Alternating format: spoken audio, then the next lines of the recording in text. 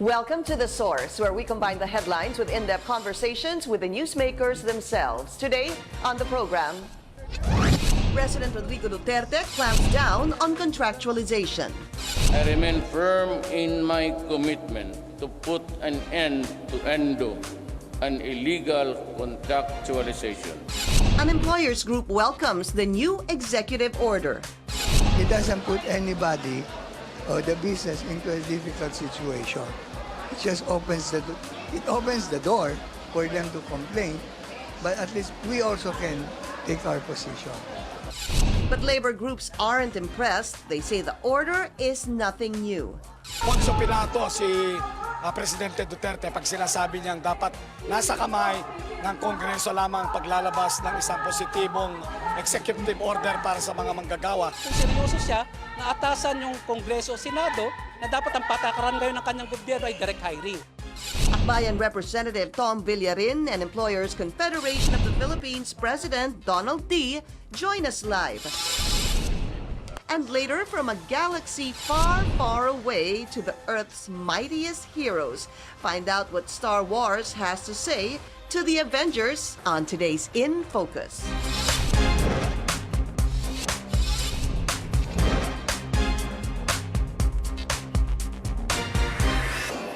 Thank you for joining us. I'm Pinky Webb. President Rodrigo Duterte urges Congress to come up with a new labor code as he admits his executive order is not enough to resolve all problems caused by contractualization. On Labor Day, the president signed an executive order on this, but unlike what he promised during the campaign, Labor Secretary Silvestre Bello admits the EO is more about regulation than prohibition. The president affirms his commitment to end ENDO, or contractualization, but he leaves it up to Congress to legislate a law on it. How will the EO affect employers and pending bills on contractualization? Let's go straight to the source of the story, Akbayan Party List Representative Tom Villarin. Congressman, welcome back, sir. Thank you, Pinky, for this opportunity, and good morning. Good morning. You're very welcome, sir. So, yesterday, the president signed in front of thousands of people in Cebu City the executive order on what we call illegal contracting and illegal subcontracting. Well, precisely, it's illegal. It's not allowed by law. So was nothing new to that executive order, no? Because, of course, what is illegal should not be made legal. No? What are your thoughts on that? Why sign an executive order on illegal contracting and subcontracting, or unlawful contracting and subcontracting? Well, mainly I think it was to appease the workers, no, who have been meeting with him for several times, and each time he promised that he would come out with an executive order to really prohibit labor contractualization. So it's like he was trifling with the just and reasonable demands of workers with that executive order. May laman ho ba itong executive order na to? Well, for one, what we know, because it's an unseen executive order. We haven't seen it, yes. But based on his statements, it provided nothing, because the workers were proposing a draft that was given to him as early as March of this year. And in that draft, one of the specific proposal was to make direct hiring as a norm of employment relations. Right. What the workers really want is to end contractualization by, tama ho ba, sir, direct hiring of the workers by the employers. Yes, precisely, because right now there's some sort of a trilateral relations. You have the principal, you have the subcontractor, and you have the employee. So we don't want that trilateral relations. It should be principal and the employee. Okay, let's break that down, Congressman, so we understand it better. So you have an employer, yung management. Okay. You have parang a go-between. Yeah, it's a contractor or a subcontractor. Okay, tapos meron po yung empleyado. Yes. Okay, so what do the workers want? The workers want what, sir, in this, sabi mo, tripartite scenario?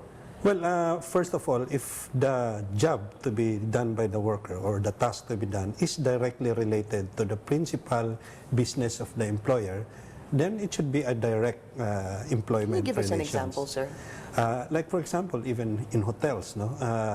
bellboys, you have even waiters in hotel restaurants. No, they are doing work that is directly related to the principal business of the Hotel.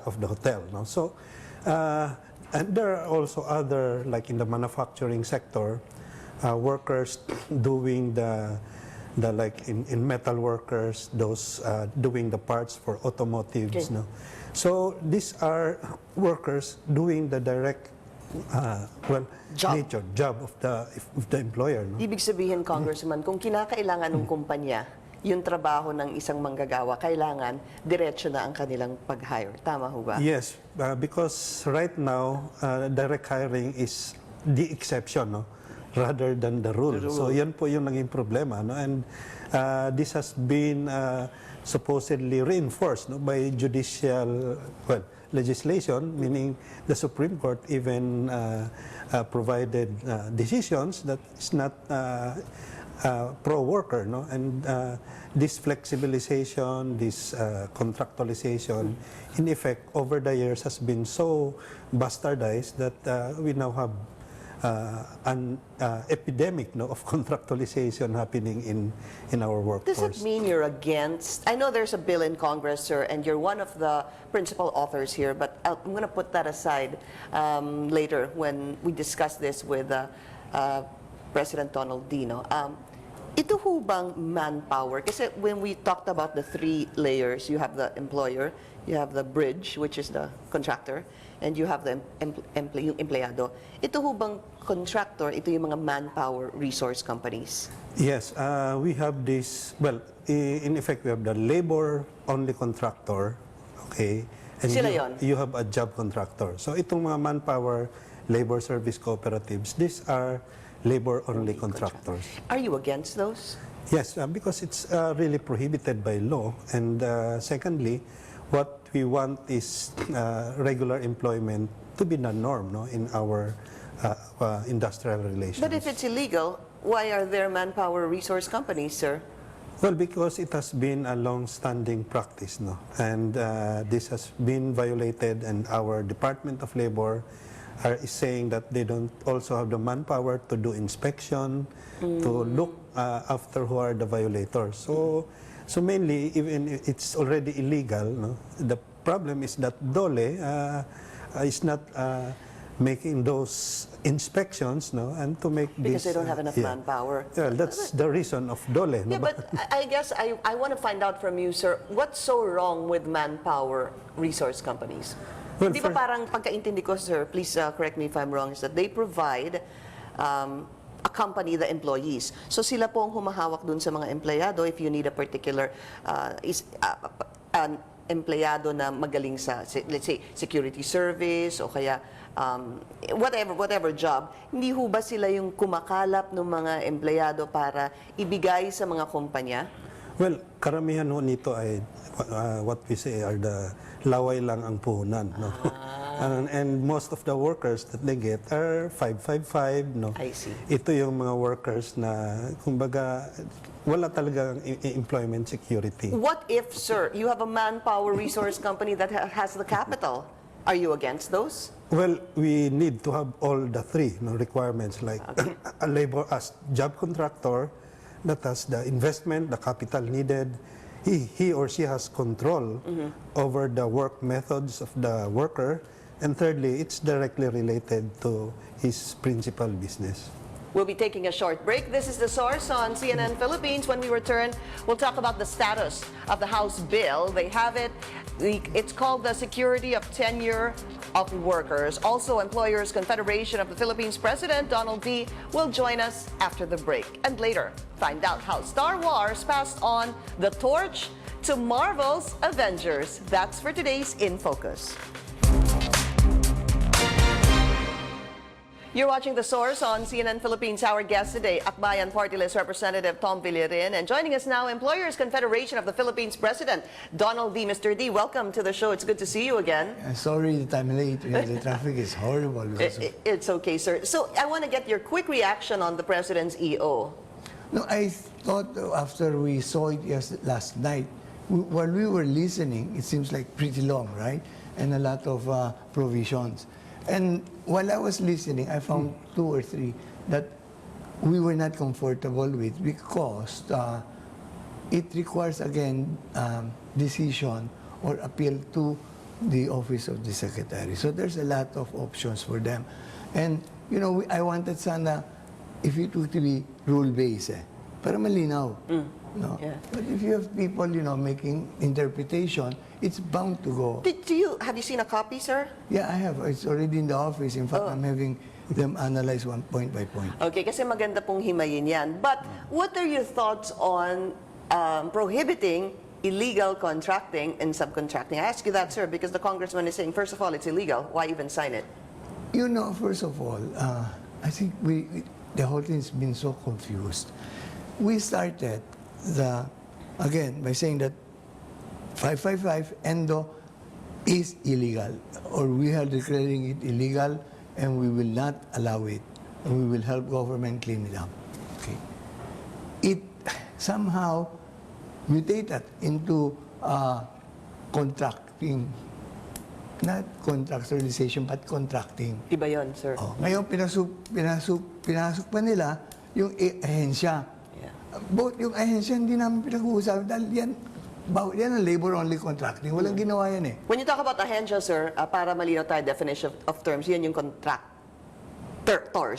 Yung mga manpower resource companies. Kasi yun ang tawag ni Congressman, you call them contractors, right? Yes. But they're not contractors. But in the House bill, you differentiate a job contractor and a labor-only contractor.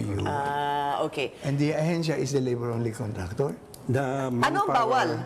The manpower agencies na yung kanilang nature of the job, like janitorial services na, I mean precisely what we want to abolish is that trilateral relations. Okay. So if I'm a job contractor, my employee should be regular to me, to the job contractor. So ikaw yung kumpanya, ikaw yung job Yes, contractor. yes. Kung may empleyado ka, let's say yung mga janitors, sir, Yeah. ang gusto ninyo, yung kumpanyang yan, regular nilang gawin yung mga empleyado. Yes. At hindi po sagot ng employer.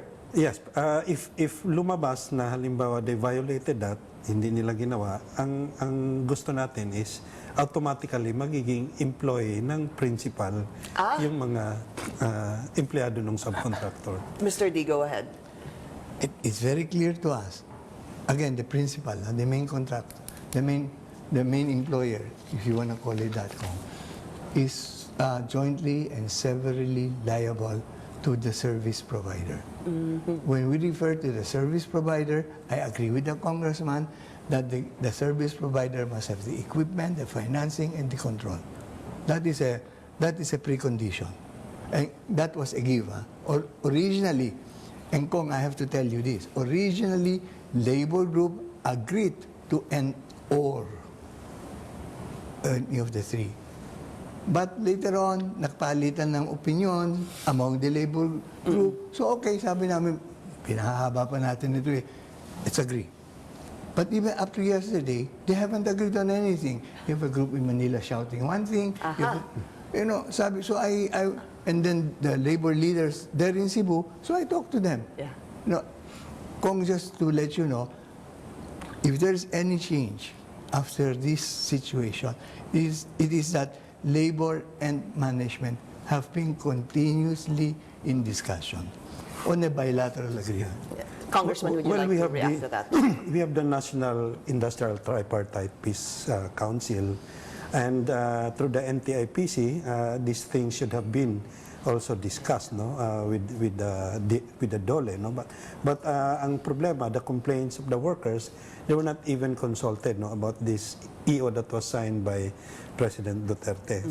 So in effect, maganda nga, may kopya na kaagad yung ECO. Pero yung Kami, mga labor binabantayan groups, namin yun eh. we were not given even a copy. So yun po yung naging problema. Which we all need to understand, to be fair. Yes. Kung ano yung naging executive order ng Pangulo, because let's listen to some portions of what the President said, which we aired yesterday in full. Let's listen to 2 portions of the statement made by President Rodrigo Duterte. Well, I hope that with all that I can do legally, there could be an impact sa inyong reklamong non-security of tenure. Basahon ko ng ako, more than a century has passed since the very first Labor Day was celebrated, and yet the struggle for a better life for our beloved workers continues. I assure you that this government will never cease in its effort to provide every Filipino worker with full, dignified, and meaningful employment. I believe that in order to implement an effective and lasting solution to the problems brought about by contractualization, Congress needs to enact a law amending the labor code. Alam mo, dugay na ni. It's outdated. I think Congress should come up. All right, quick reactions on that. Was that clear to you, Congressman, what the President said? Well, he was just reiterating what are already the existing policy laws. Which is, from my research, gentlemen, is part of the DOLE number 174. Yeah, but the Tama ho ba? 174 regulates contractualization, labor contractualization. It does not prohibit. Yes, but wasn't that the EO of the President also? It regulates and not prohibits contractualization? Well, practically, it prohibits illegal contracting subcontract, which is already in the law. Yun na nga po, sabi mo, illegal na nga, bakit pa kailangan ipigilan ang something na illegal? That's why diba? it's so confusing, no, Okay. this statement of the President. Maybe Mr. Dee has a clearer understanding of it. It's so clear, what the President said was, we should review the labor code. He wasn't talking about reviewing a law. He's talking about the labor code, which we totally agree. It should be. Ang problema dyan, kaya hindi nabubuksan po, dahil pag binuksan natin yan, naku po dun sa inyong committee lang, baka 100 yung amendments, hindi tayo matatapos. In the meantime, what do we do with the workers? Yeah. Who needs protection? So what do we do with the workers who needs protection? One thing is you filed a bill, you were one of the authors Yeah, it's of passed the House already. tapos na sa housing security of tenure. Let's bring that up on the screen. This is an act strengthening the security of the tenure of workers. 199 approved, 7 were against. Very briefly, tell us about the salient points of the bill, sir. Well, first of all, it amended Section 106 with regards to labor contracting. And the contracting out of the same work contracted out by the employer is hereby prohibited. So that's one major amendment. The second is that in the definition of contracting, labor contracting, the 3 elements, either of the 3, because ngayon, it should be the 3 when you say that it's labor contracting. No? So any of the 3, either of the 3, like no substantial capital, no control over the worker's performance, and it's directly related to the principal business of the principal employer. So any of the 3 of that is deemed already as labor contracting. So that's the very Any of the specific. 3 present is already Yes. tantamount to labor contracting. Yeah, because now you should have the 3 All 3. present. Okay.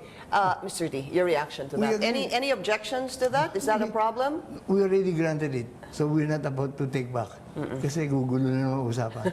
So, You know, nandiyan na. I'm sure this is more complicated than what it appears to be. In fact, this discussion will probably really need an hour or so to discuss para po himay-himayin nga itong issue na ito. Alam mo, Pinky, itong trabaho kong ito, this is supposed to be just representing the employer, pero yung oras na natatapon dito, nakakalimutan ko na yung negosyo ko, buti may anak ko nagpapatakbo ko. Wala eh. Opo. So, what's next? What can we do along, moving forward? I think the EO is useless now, and the focus now is on the Senate to pass its version of the security of tenure bill. No, it's pending with Senator Villanueva, who's head of the Labor Committee. Right. And Mr. D? I totally disagree that it's useless. One, we are now working together to kill Endo. I admit there is still some, but we can't help it. There was the inspection wasn't done yet, or the system of inspecting, and even now we still need fine tuning. So the training has to be done. Information has to be disseminated.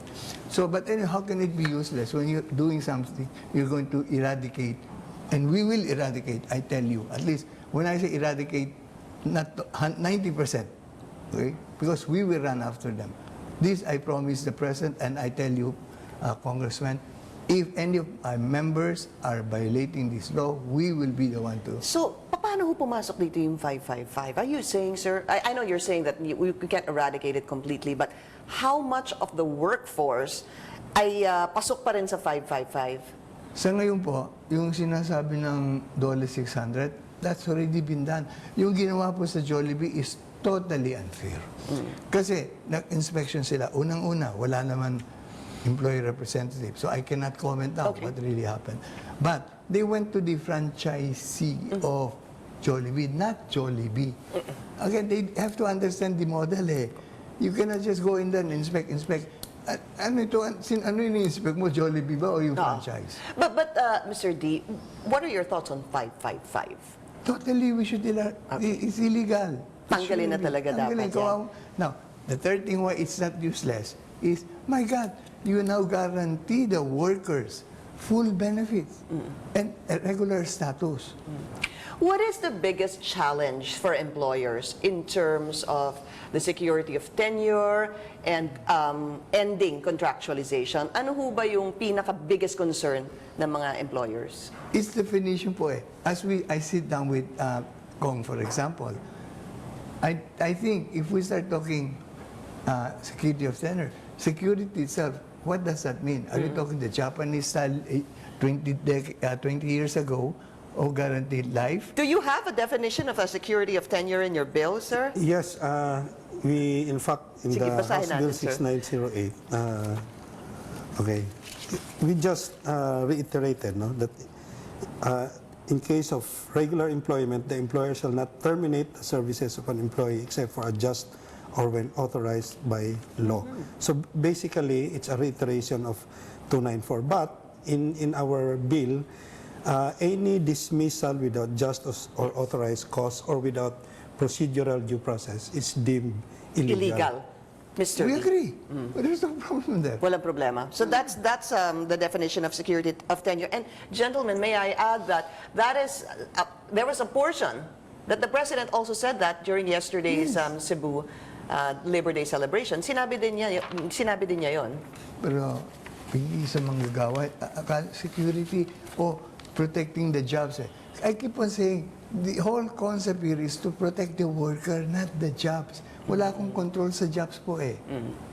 Di ba? Are there not employers who may circumvent that, sir? There is. Yeah. There is. And those people, we want them to be flushed out. Okay. Yesterday, one of your KMU representative was in another network saying 30% of this, 20, 15%.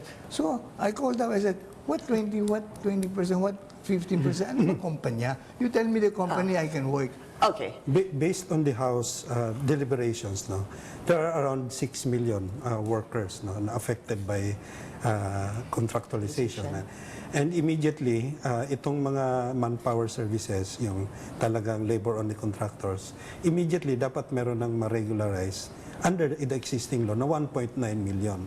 So, yun po kalawak, yung itong sinasabi nating labor contracting that violates our existing laws. Very quickly, Mr. D, 6 million affected on contractualization. This Is that employed. number? That's the employed. Yes. Organized and not organized. Yes, yung magkasama na po yan. Oh. Do you believe that number? Yes. Ang problema is how do we now get to the non-organized?